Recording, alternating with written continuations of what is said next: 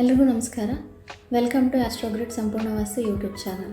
ನವರಾತ್ರಿಯ 6ನೇ ದಿವಸ ಕಾತ್ಯಾಯಿನಿ ಸ್ವರೂಪ ದುರ್ಗಾದೇವಿಯು ಕಾತ್ಯಾಯಿನಿ ದೇವಿಯಾಗಿ ಎಲ್ಲರಿಗೂ ದರ್ಶನ ಕೊಡ್ತಾಳೆ. ಈ ಕಾತ್ಯಾಯಿನಿ ದೇವಿ ಪುರಾಣಗಳ ಪ್ರಕಾರ ಕಾತ್ಯ ಅನ್ನುವಂತಹ ಋಷಿಯ ಮಗಳು. ಕಾತ್ಯ ಅನ್ನುವಂತಹ ಋಷಿ ಸುಮಾರು ವರ್ಷಗಳ ಕಾಲ ತಪಸ್ಸು ಮಾಡಿ ದುರ್ಗಾದೇವಿಯನ್ನು ಬೇಡ್ತಾರಂತೆ, ನನಗೆ ನೀನು ಮಗಳಾಗಿ ಹುಟ್ಟಮ್ಮ ಅಂತ.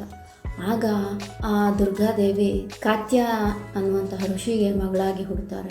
ಕಾತ್ಯನ ಮಗಳಾದ್ರಿಂದ ಕಾತ್ಯಾಯಿನಿ ಅಂತ ಹೆಸರು ದುರ್ಗಾದೇವಿಗಾಗುತ್ತೆ. ಈ ದುರ್ಗಾದೇವಿ ಒಳ್ಳೆಯ ಮುಖವರ್ಚಸ್ಸು, 4 ಕೈಗಳು, ಹಾಗೆ ತುಂಬ ಸೌಂದರ್ಯವತಿಯಾಗಿ ಹುಟ್ಟಿರ್ತಾರಂತೆ. ಯಾರ್ಯಾರಿಗೆ ಮದುವೆ ವಿಳಂಬ ಆಗ್ತಿರುತ್ತೋ ಅಂಥವರೆಲ್ಲ ಈ ಕಾತ್ಯಾಯಿನಿ ದೇವಿಯನ್ನ ಪೂಜೆ ಮಾಡೋದ್ರಿಂದ ಮದುವೆ ವಿಳಂಬ ಆಗೋದಕ್ಕೆ ಇರುವಂತಹ ಅಡಚಣೆಗಳೆಲ್ಲ ನಿರ್ಮೂಲನ ಆಗಿ ಅವ್ರಿಗೆ ಒಳ್ಳೆ ಲೈಫ್ ಪಾರ್ಟ್ನರ್ ಸಿಗ್ತಾರೆ.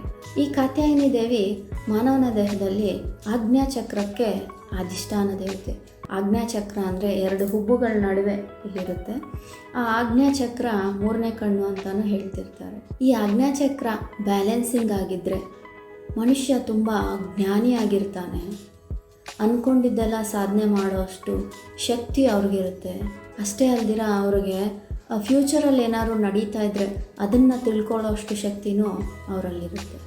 ಅದೇ ಈ ಚಕ್ರ ಇಂಬ್ಯಾಲೆನ್ಸ್ ಆದರೆ ತಲೆನೋವು ಬರೋದು, ತಲೆಗೆ ಸಂಬಂಧಪಟ್ಟಿರುವಂತಹ ಕಾಯಿಲೆಗಳು ಬರೋದು, ಬ್ರೈನ್ ಡಿಸಾರ್ಡರ್ಸ್ ಬರೋದು, ಅಷ್ಟೇ ಅಲ್ದಿರ ಆಲೋಚನೆಗಳು ಕೂಡ ಸರಿಯಾಗಿ ಮಾಡೋದಕ್ಕೆ ಆಗ್ತಿರೋದಿಲ್ಲ.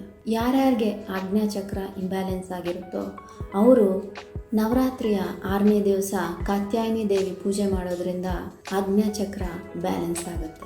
ಅಷ್ಟೇ ಅಲ್ದಿರ ಕ್ರಿಸ್ಟಲ್ ಫಾರ್ಮಲ್ಲಾದರೆ ಮೂನ್ ಸ್ಟೋನ್ ಕ್ರಿಸ್ಟಲ್ನ ಕೈಗೆ ಬ್ರಾಸ್ಲೆಟ್ ಮೂಲಕನೋ, ಪೆಂಡೆಂಟು ಅಥವಾ ಹಾರದ ಮೂಲಕನೋ, ಕತ್ತಲ್ಲಿ ಹಾಕ್ಕೊಳ್ಳೋ ಹಾರದ ಮೂಲಕನೋ ಧರಿಸೋದ್ರಿಂದ ಆಜ್ಞಾಚಕ್ರನ ಬ್ಯಾಲೆನ್ಸ್ ಮಾಡ್ಕೋಬೋದು.